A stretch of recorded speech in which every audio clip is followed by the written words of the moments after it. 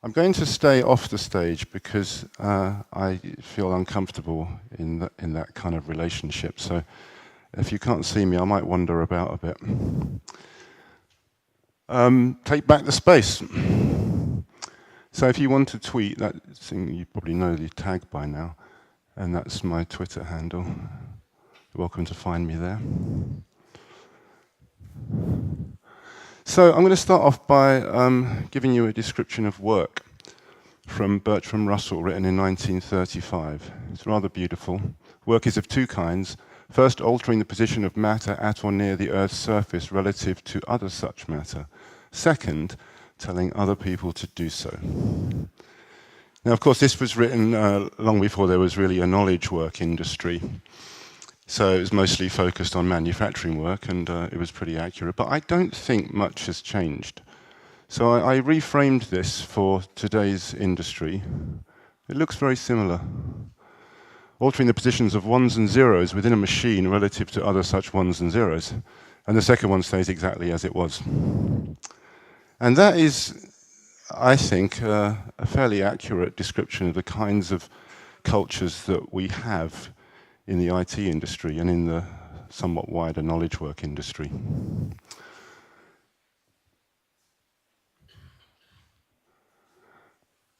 So when I gave this, well, I didn't give this talk, I've never given this talk. I gave a talk on which this is based a few weeks ago at a developer conference. So it's very much pitched at developers. And so I said this talk is for people like that, people who look like that. And of course the female equivalent, I didn't find a suitable photo. And it's not really for people like that. The kind of stock photo you find when you search for executives on Google. It's not for those people. They might not like this talk.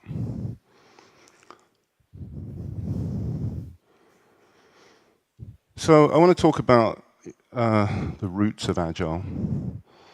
As I said in my brief summary this morning, it's a set of ideas, perhaps an organizing idea, a concept, a way of working that emerged through the work of developers who found themselves getting very frustrated with corporate culture and knew that there was better ways to do things and began to seek those ways.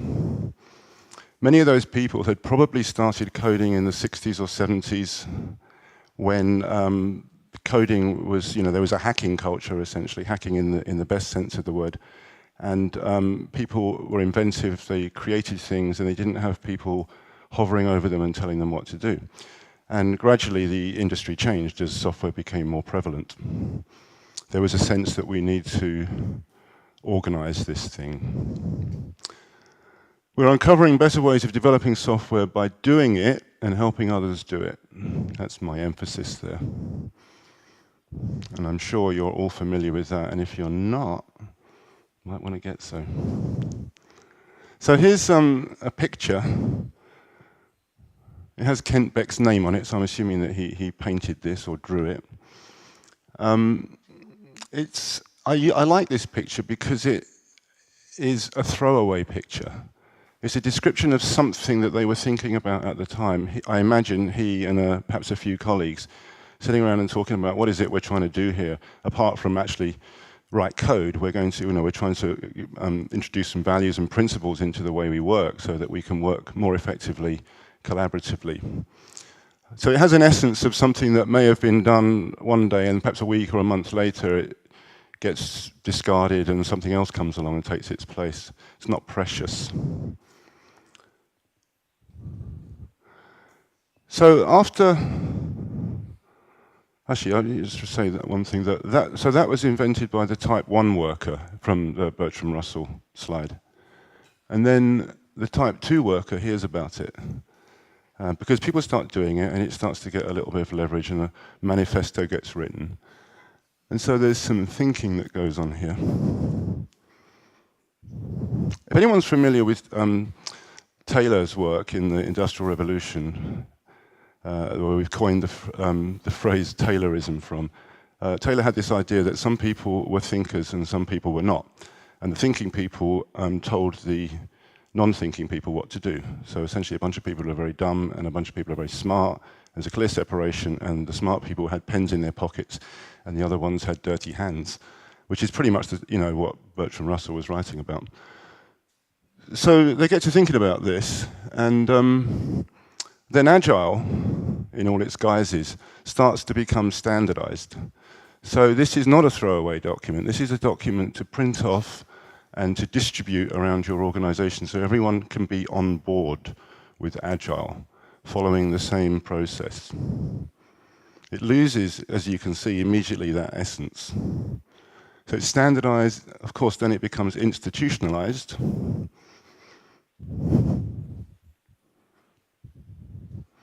Then it becomes encoded.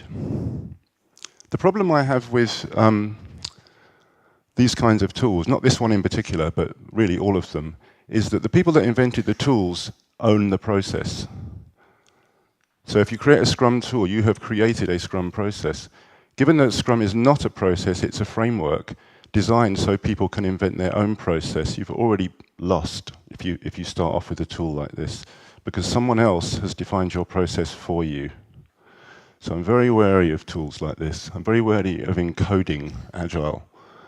And then finally, it gets packaged up and sold for huge amounts of money, along with training packages and many other things. And I'm not picking on this particular framework. There's many others as well.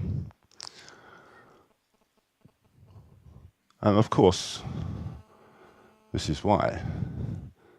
It's all the bottom line here. And who gets that is our friends over here. And what happens to the developers? Well, they've now had this thing taken away from them, essentially. They don't own it anymore. They are now having it imposed on them. And perhaps some developers who may not have wanted to do this at all also have it imposed on them. And maybe some people at that point get out of the job. And you might see scenes like this during the downturn. You don't see those guys in suits. I will exec for money or food. So I want to reframe Bertrand Russell's statement into what I would see as an ideal creation environment for knowledge work. Work is of two kinds. First, making products or services, to be very general. And second, making environments in which those products and services can blossom into their full and beautiful potential. Those are the two kinds of work that we need in our industry. So if you're not making the products or services, you should be focused on creating the environment in which they can flourish.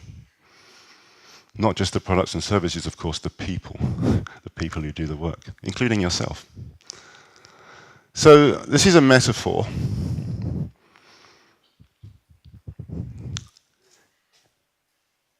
There's a story that I heard some years ago that a man from the countryside was visiting a town a long time ago. And he hadn't really seen buildings before, and he saw a group of people like this working with stone and bonding agents. And so he asked one of them, "What are you doing?" And he said, "I'm putting stones together. I'm putting one stone on top of another, and I'm holding it together with this bonding agent." So he didn't really understand it. So he asks another one, "What are you doing?" He said, "I'm building a wall out of stone." And then the third one he asks, his response is, "I'm building a cathedral." This is my metaphor for a software development team. This is what I think good software development teams do. They build cathedrals with the intent of freeing the human spirit in one way or another, whatever that may mean to you. There must be greater purpose than writing code. There must be greater purpose than running tests. There must be greater purpose even than meeting the company goal or the company vision. There's got to be something beyond that. We're making someone's life better than it currently is when we create these kinds of products and services. And here's another metaphor for another kind of worker.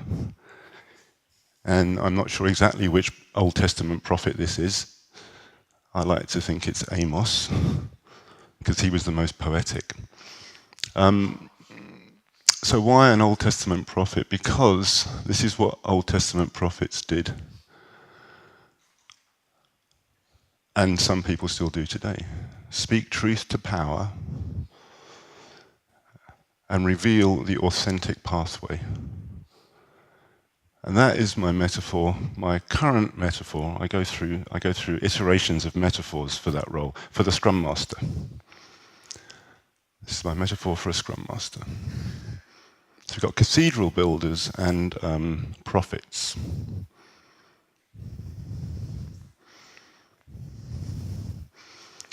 So given that new statement of what work is, and given these roles, this is where we can begin to look at how do we take back the space.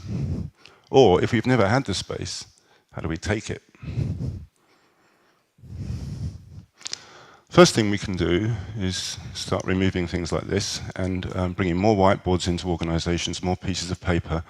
When I trained as a software developer, I was told right from day one, your most important tool is a pencil. Software developers are not typists. Creators is what we are. Artists, craftsmen, that's a metaphor that's been used for the last 10 years or so. Software craftsmen. So we can get rid of that. We can probably get rid of that. I'm not a big fan of certification, and I teach certification. So it's a paradox there, some irony in there. Lots of people want them. It's a personal goal, kind of like for some people, like running a marathon and getting a medal at the end of it. It means something. I don't like it when it's used by human resources department to filter people in and out. And right now, there's not much I can do about that. But we can get rid of those. I'd be quite happy. And of course, then we can start getting rid of some of these top-heavy project management tools and think about sticky notes and index cards. The original XP team, I believe, used index cards in a shoebox. And these were some very advanced technologists, and they chose to do that. That tells us something. And then, of course, we can get rid of all the packaging and the bells and whistles around this.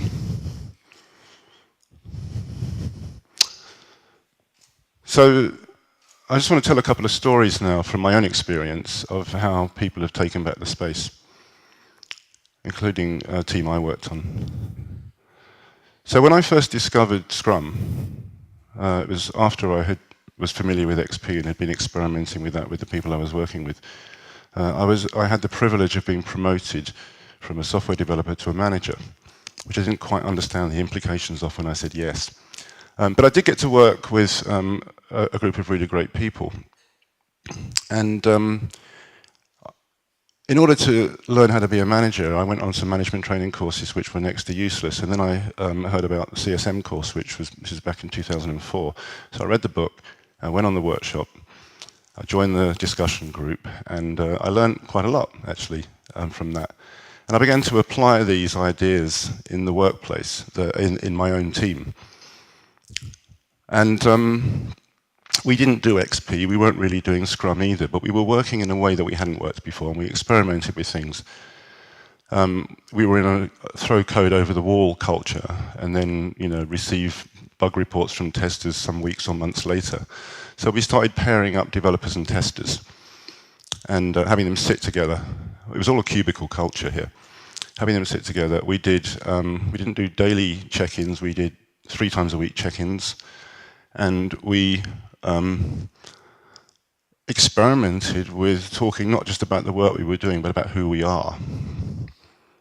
But, just stories. We told stories about simple things like how did you get to work today, or what happened on the weekend.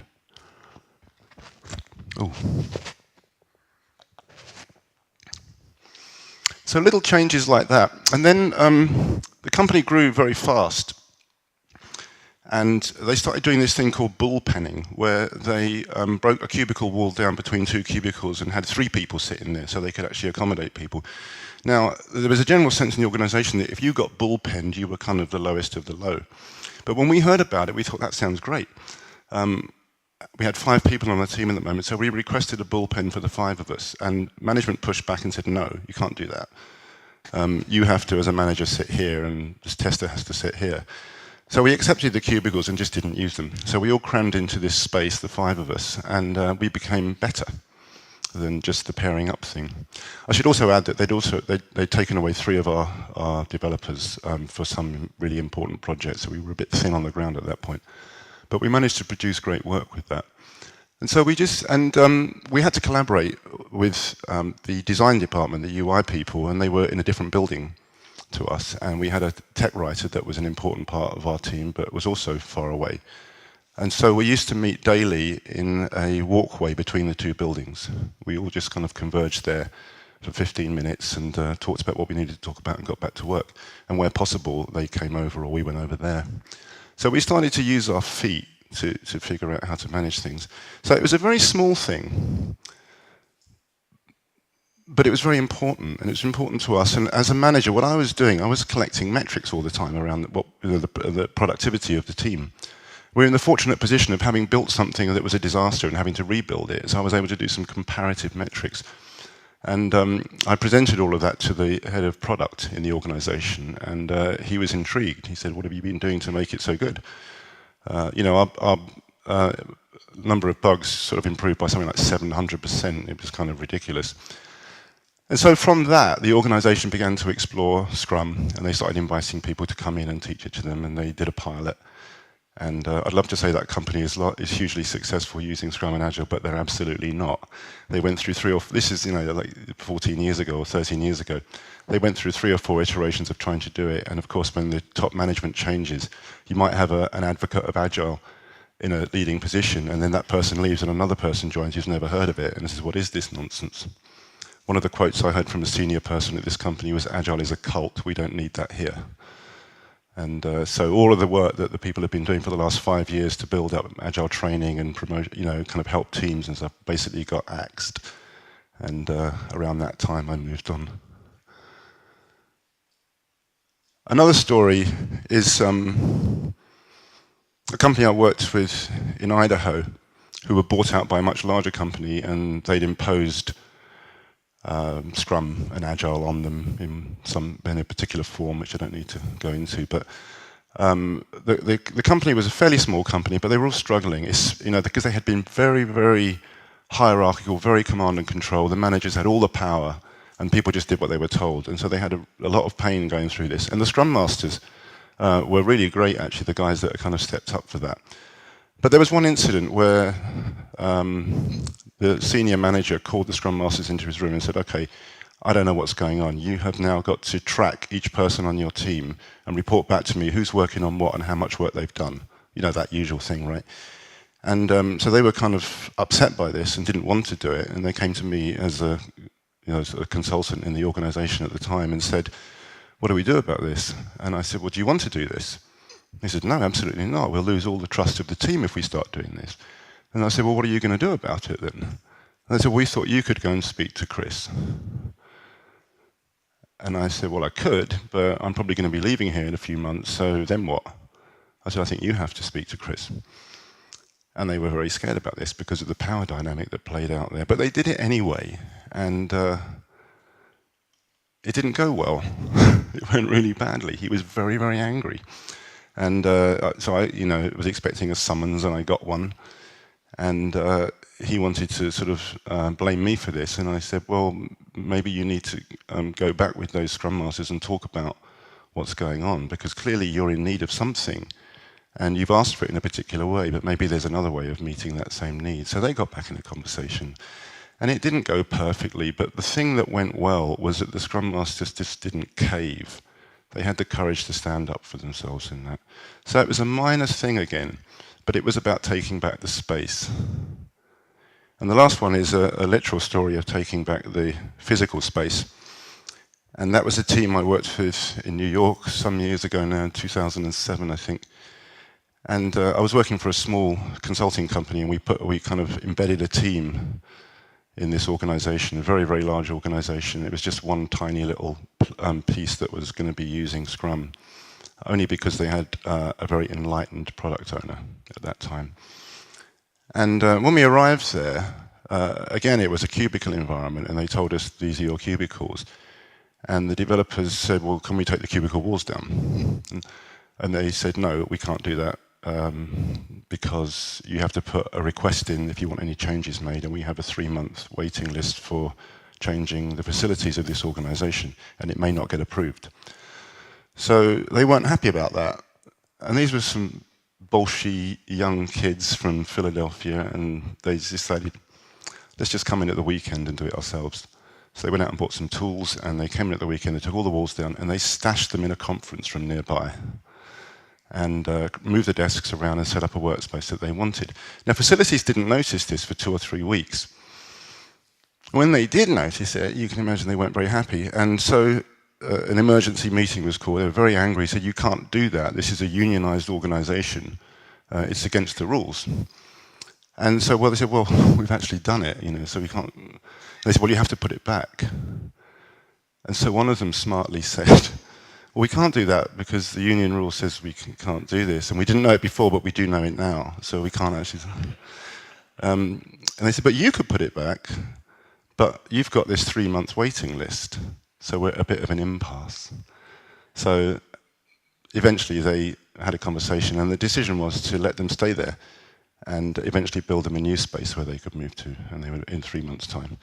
So they took back the space. They did, has anyone seen the film Office Space? That was a very similar thing to that. They just decided that they could not work effectively sitting in separate cubicles because they were an XP team. They all paired all the time, and they rotated their pairing, and they needed to have regular. They had stand-up meetings, but they also had frequent meetings throughout the day. So they had a table in the middle of the space they would just converge on. So there's some stories about, in my experience, seeing these things happen and it feeling like a really scary thing to do, but somehow working out because people stood their ground. So I'm now going to quote Dave Thomas, who's one of the original signees of the Agile Manifesto. And I was mortified last time I did this talk because I showed this slide and people photographed it and tweeted it and said, Tobias said. And I didn't say. Dave Thomas said this. And his Twitter handle, if you want to quote him, is PragDave. P-R-A-G-D-A-V-E, PragDave. Dave Thomas. He wrote an article in 2014 called Agile is Dead, Long Live Agility. And he's bemoaning essentially many of the same things that I'm talking about here. And but he didn't just complain about it. He said, this is what we need.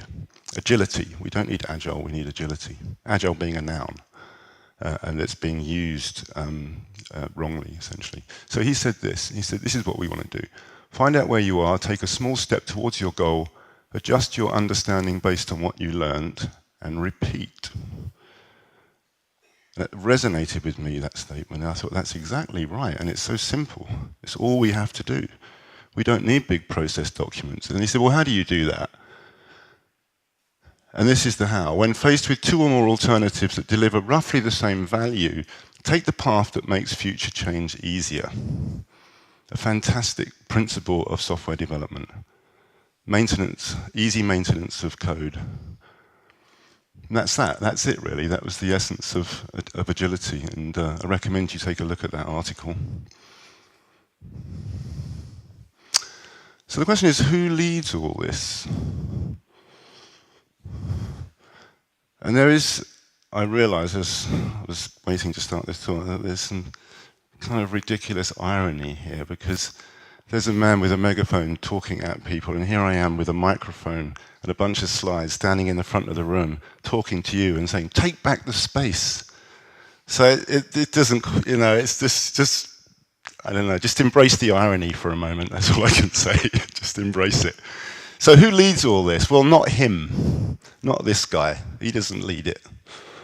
If he led it, or someone like him led it, we might end up with Dave's what and how of agility looking something like this. This would be the one leader approach. Find out where other people are. Make them take big steps towards your goal. If you're not happy, offer higher rewards or greater punishments and keep doing that. That's management. When faced with 2 or more alternatives that deliver roughly the same value, take the path that is faster and cheaper. And this is how organizations operate. It sounds ridiculous, it sounds mocking, but it's actually true. And that is not Dave Thomas. He didn't say that.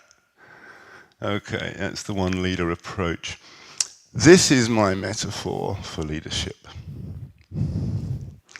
If you're not familiar with how geese organize themselves, it's worth taking a look at if you're interested in agile leadership.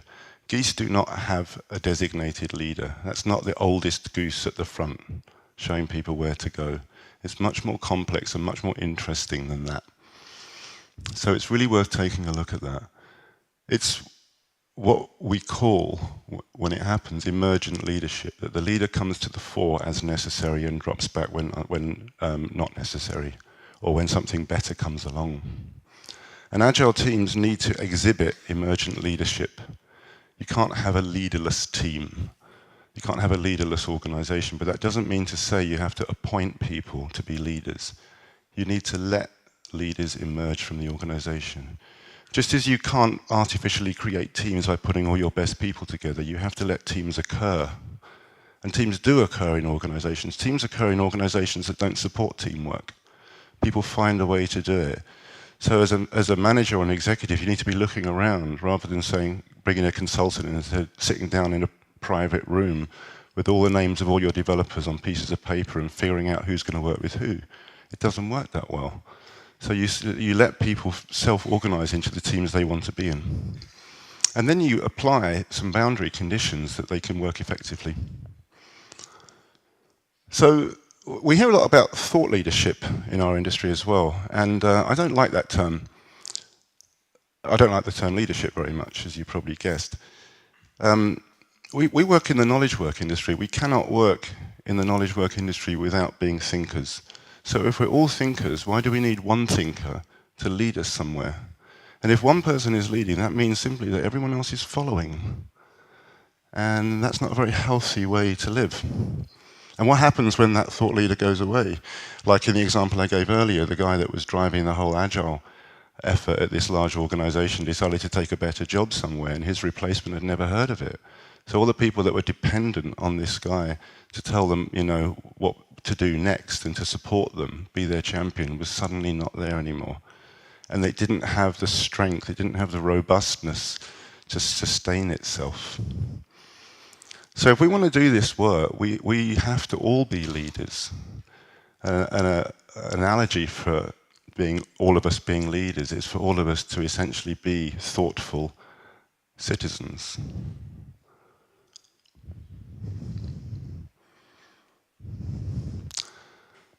So, when is the revolution? That's the question. And I would say, while the flowers are still fresh.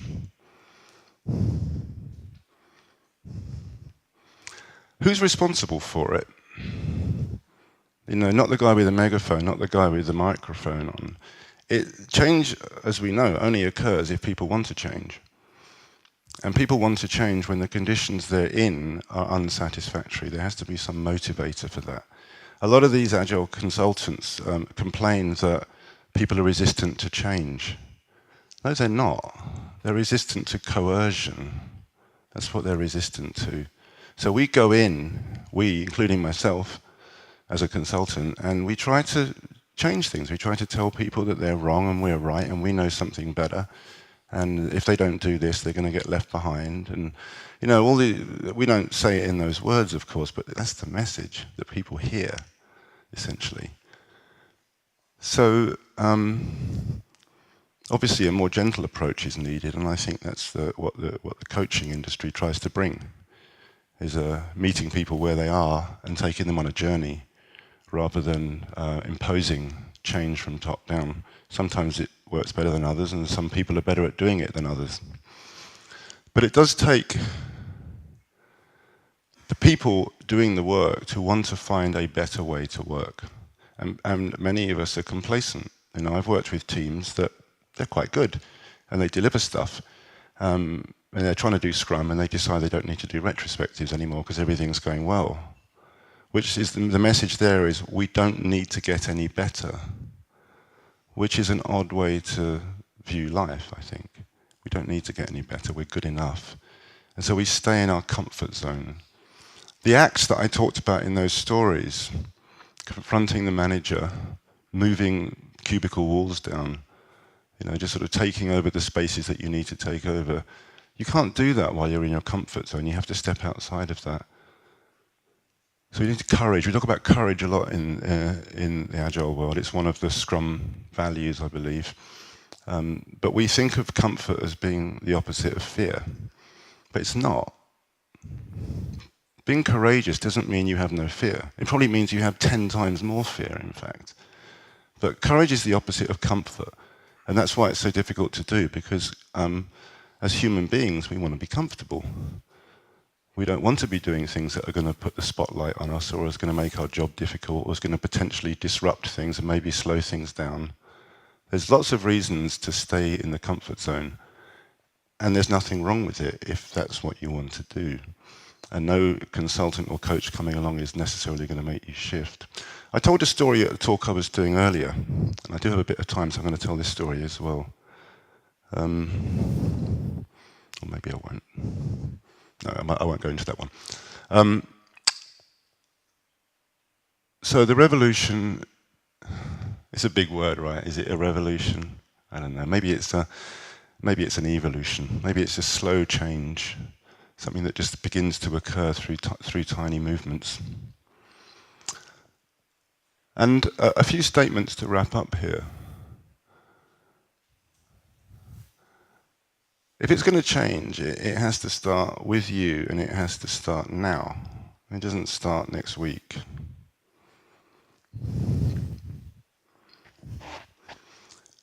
The willingness to change is sometimes hard to find. So I remember working with this organization who had empowered, it's an interesting word, isn't it? Empowered, to empower someone.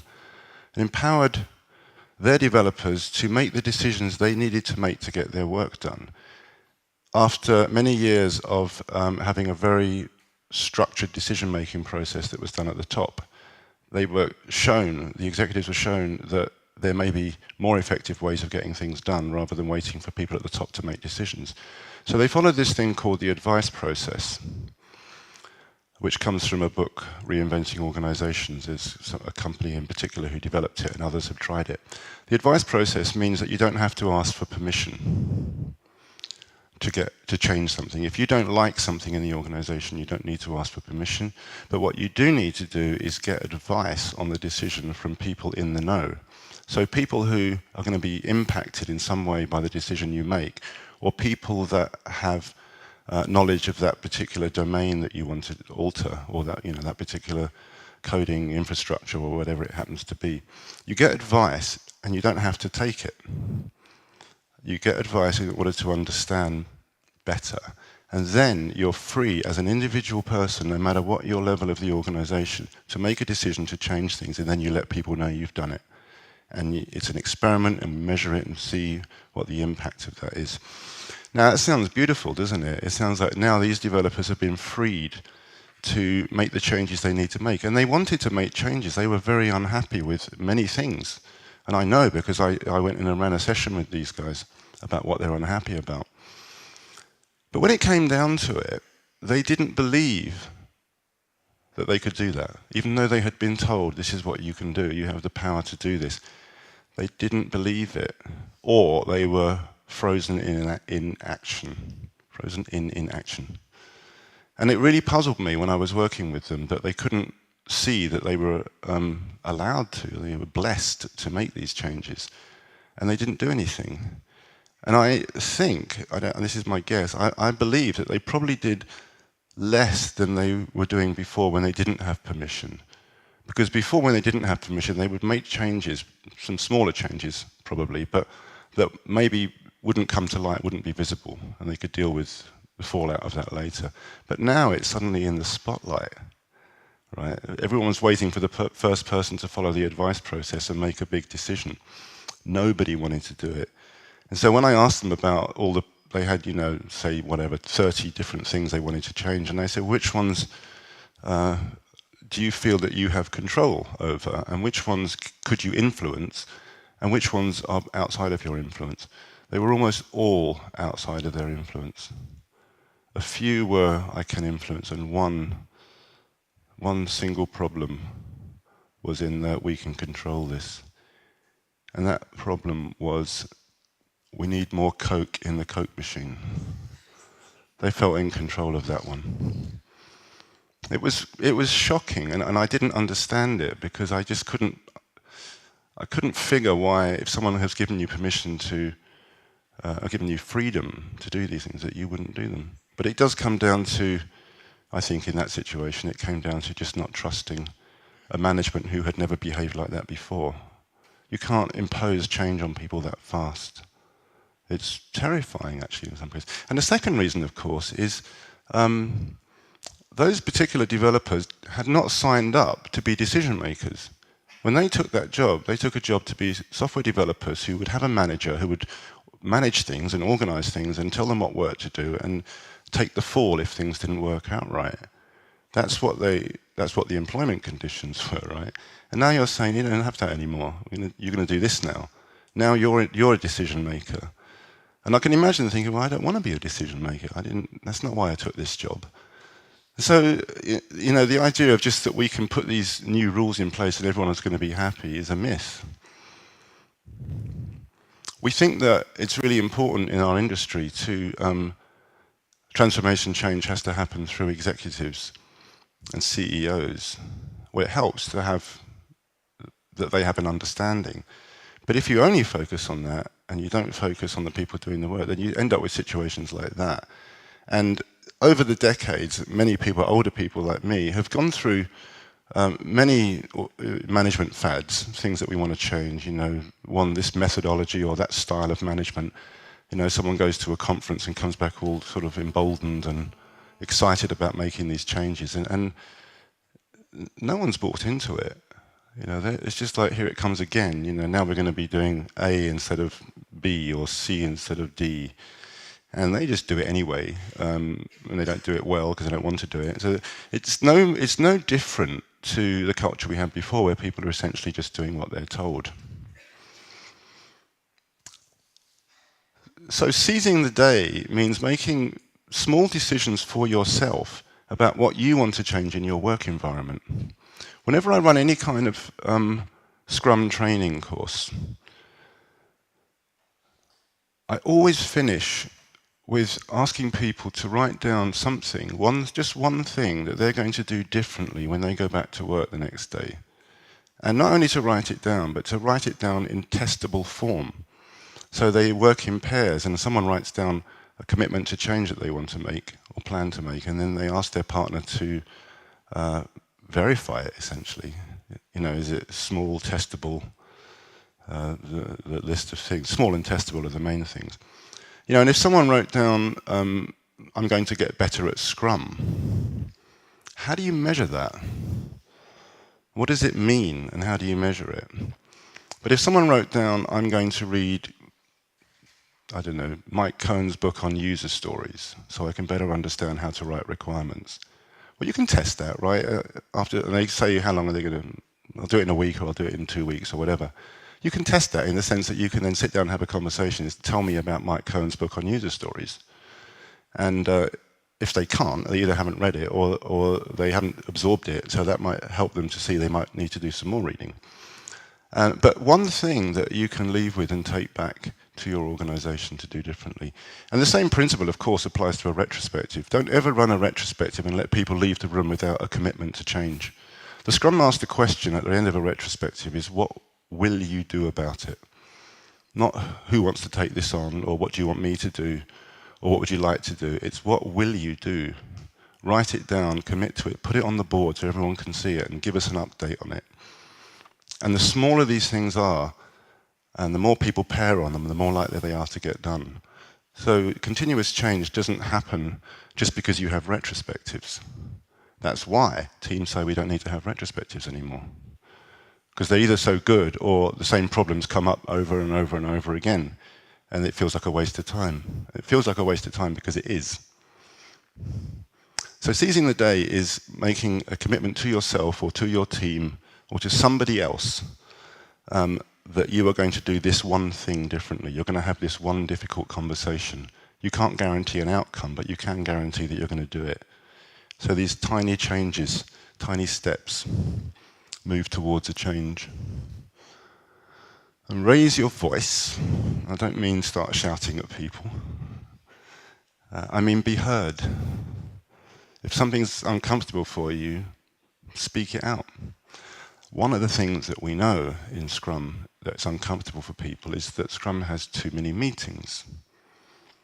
Now, it has too many meetings when the meetings are boring and ineffective and people are not getting value from it.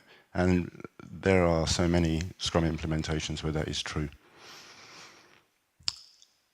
I went to a team meeting one time. All the developers were working on different things to one another. Even though they self-assigned, it wasn't much different to being assigned, because they were picking it off a spreadsheet. Each developer worked on something different. One of them was offshore, and they had their stand-up meetings. The Scrum Master would project something, one of those tools and tracking tools onto the screen, and everyone did a status update. That's what it was. It was, I did this. They answered the 3 Scrum questions. It's very cargo cult. It can become very like a cargo cult. They were able to answer the questions. And the most ridiculous thing about it, and I promise you this is true, is they stood up while they were doing it. Even though they were in a conference room with chairs and they were looking at a screen and someone was on video, they all stood up. Because it was a stand-up meeting. It makes no sense at all. I saw a video about Scrum one time and the woman presenting said, we have stand-up meetings so they can finish quickly and people can get out. That's not the point. It's not the point about finishing quickly and getting out. We stand up in a stand-up meeting because we're standing round a tracking board that we own and we update. And if you're sitting, you can sit down if you want, but then you're jumping up and down from your chair all the time. We cluster around the board and people move sticky notes around. That's why we stand up. And then when we're done and we go. So it's just people are focusing on the wrong things here.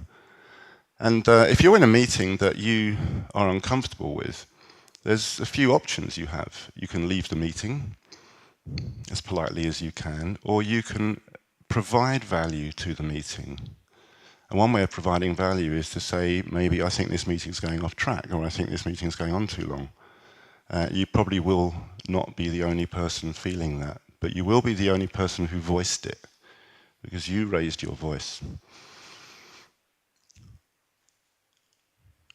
My principle in meetings that I try and follow is that not just every Scrum meeting, but every meeting in an organization has to have 100% value for the time spent for 100% of the people present. If it's anything less than that, you're building in waste.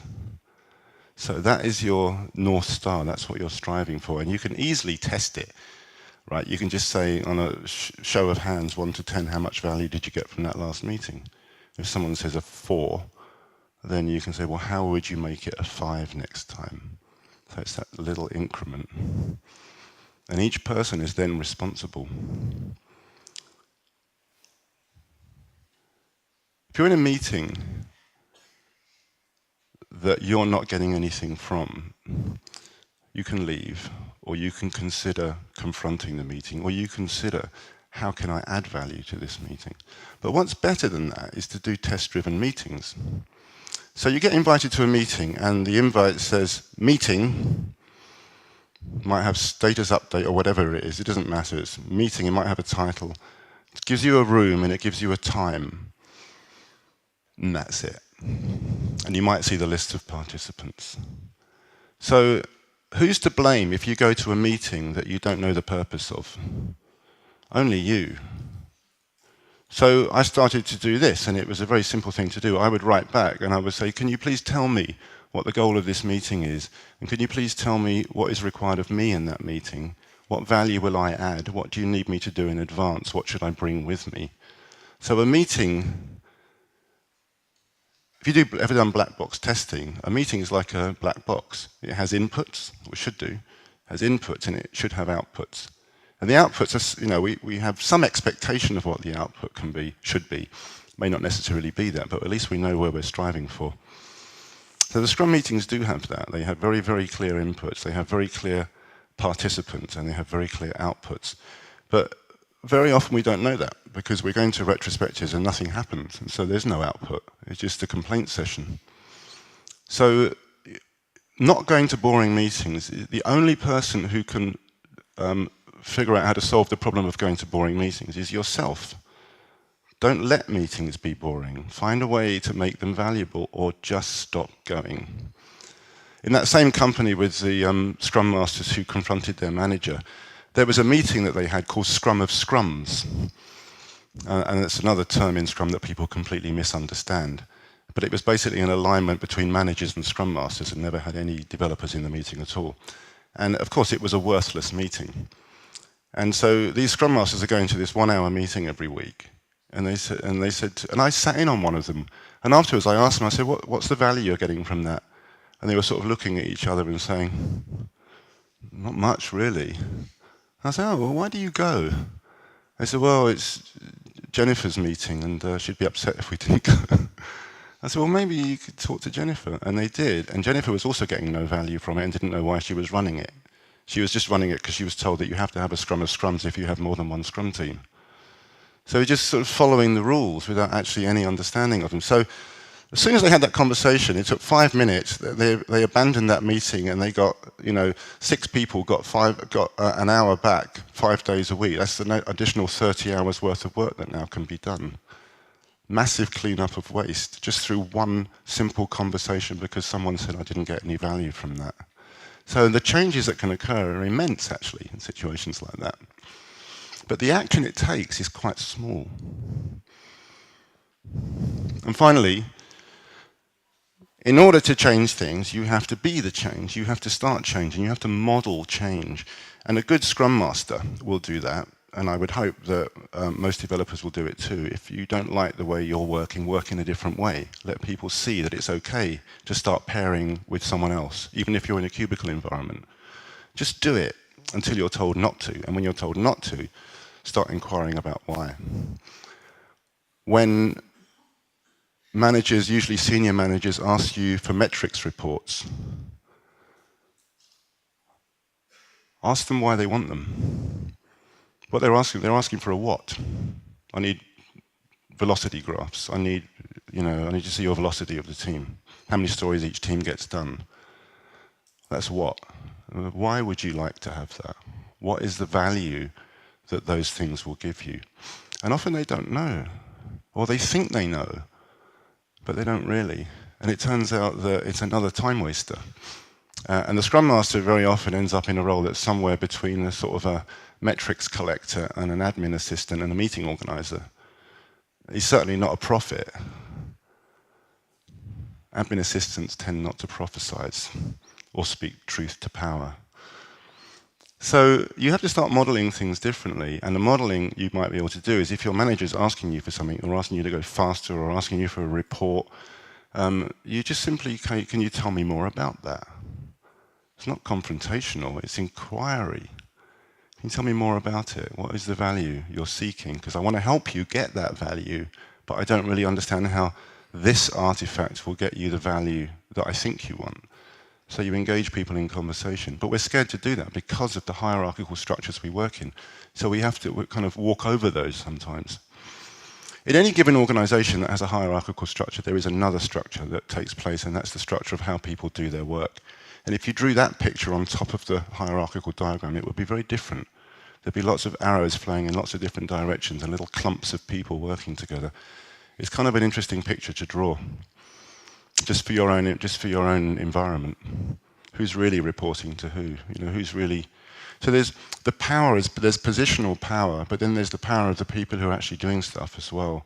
But it gets ignored when things get rough. You have to kind of reinforce the rules and the procedures you're following. And in order for any change to happen, you can't start telling other people what to do unless you're in a positional power, and then you can do it, but it's ineffective. But if you have no positional power, you can't really do that. But all you can do is actually start modeling it, start working and showing up in a different way to work.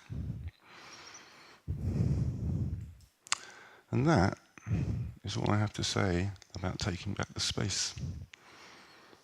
We have...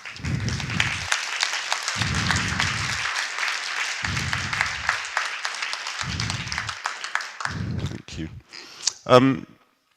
Apparently we have 10 minutes for questions. I thought it was 5, but I guess we started late. So if anyone has questions, I'd be very happy to respond to them, not necessarily answer them.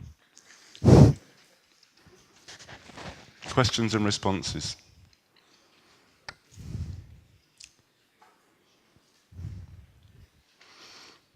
And if we don't, and you're all burning to get out here and get a drink or go to a party, that's fine too. That's also taking back the space, right? I think we're going to leave it then. Thank you so much. It's been a real pleasure being here.